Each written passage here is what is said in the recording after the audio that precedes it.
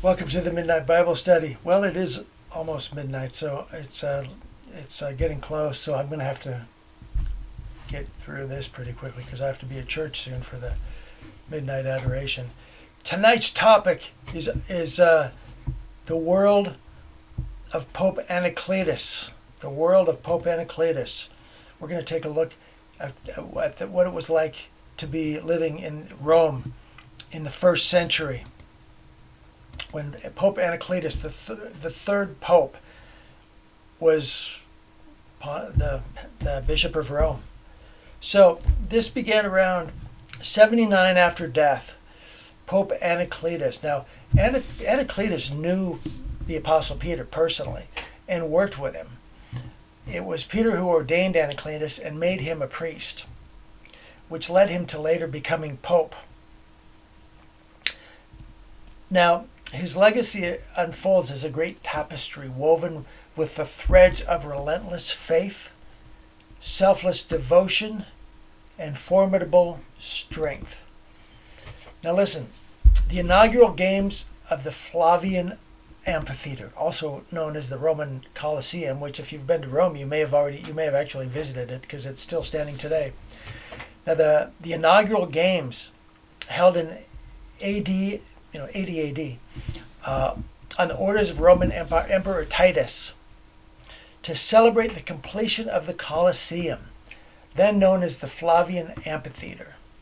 So Vespasian, which was the father of Titus, began the construction of the amphitheater, Colosseum, around 70 AD.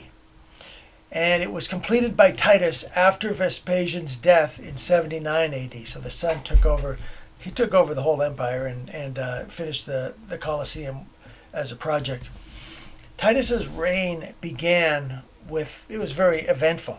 Titus's reign began with the eruption of Mount Vesuvius.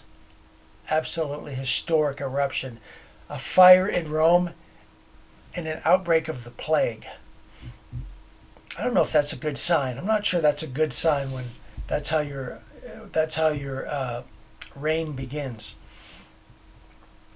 After that, he inaugurated the Colosseum with lavish games, which lasted for more than 100 days. So this was fine entertainment, to be sure. But let's first talk about Mount Vesuvius and the eruption. Now, Pliny the Elder got close to the area of devastation. Now, Mount Vesuvius is a major volcano in Italy.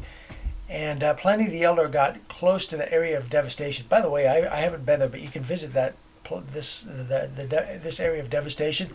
You can visit it today, and they still have the villages which were covered in lava.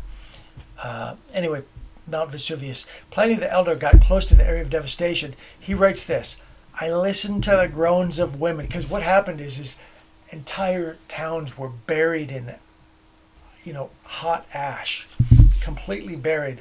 So the people were like preserved in time.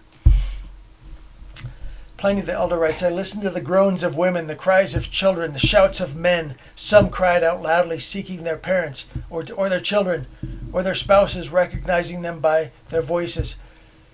There are those who pitied themselves, who worried about their own dear ones, and some who prayed for death out of fear of death. Many raised their arms to the gods.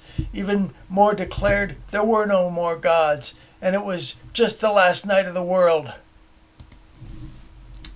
So now let's talk about the games in the Colosseum inaugurated, all sponsored by Emperor Titus.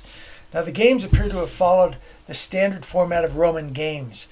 Animal entertainments in the morning session. Remember, this went on for 100 days.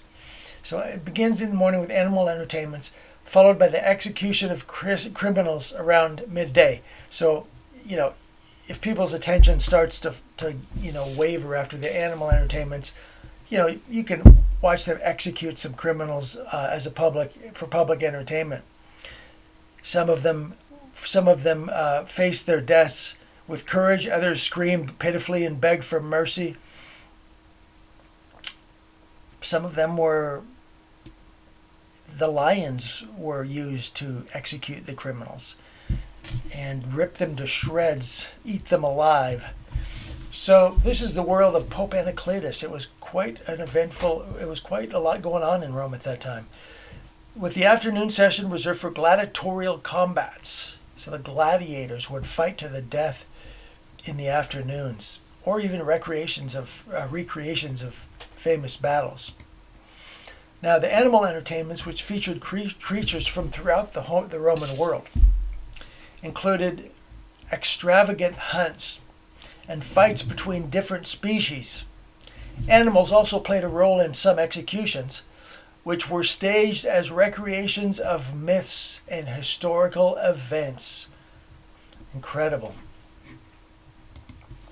Pope Anacletus likely died of natural causes, but some believed he was martyred as his predecessors were. His papacy ended around 92 AD. So there you go. There's the world of Pope Anacletus. God bless you and good night from the Midnight Bible Study.